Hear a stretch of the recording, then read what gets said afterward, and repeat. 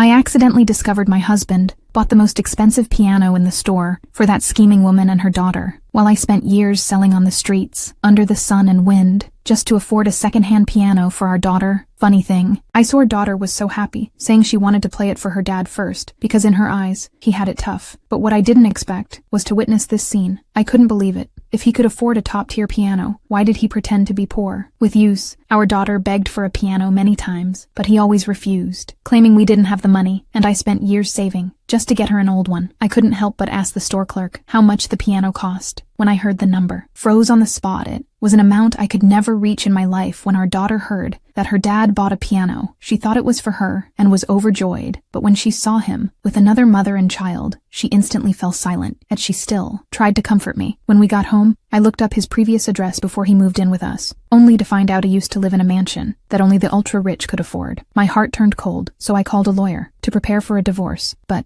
when our daughter found out he bought a piano for another girl, she cried and begged for one too. He still said he had no money. She wiped her tears and said she was willing to wait as long as it took only. Then did he reluctantly agree, but days passed and he never brought it up again. Yet he clearly remembered when that woman had her period, even made me cook brown sugar water and deliver it to her. That moment felt so ironic. Every time I got sick, he showed zero concern now. The contrast was unbearable. I asked him why he only remembered others, but always forgot his own daughter. He impatiently said he would buy it eventually, and told me to stop pressuring him, like I was collecting a debt. Hearing that, my heart broke completely, so I grabbed my daughter's hand and turned to leave, but she tugged on me with teary eyes, begging me to give him one more chance. He said if he forgot her birthday too, we would leave for real, for her sake. I agreed to wait one last time. That night, he put on the act again, sitting by our daughter, pretending to patiently teach her to read. I found it ridiculous. Just as I was about to expose him, our daughter innocently invited him to her birthday party. So I held back again. Finally, her birthday arrived. She used the tips she saved up over the years to buy herself a new dress and put on a plastic crown. She usually couldn't bear to wear hopping to spend a meaningful day with us, but she waited and waited. He never showed up. I grew more anxious and finally called him, only to hear his cold voice saying, "The other girl had a competition today and told us not to disturb him." Our daughter's face fell. She finally gave up and said she didn't need a father like this anymore. He panicked. He'd never heard her speak so coldly, so he tried to leave right away. But that woman stopped him, saying it was the highlight of the event, yet he couldn't focus anymore. While I sat there, sad but firm, I sent him one last message, telling him not to come anymore, then blocked his number for good.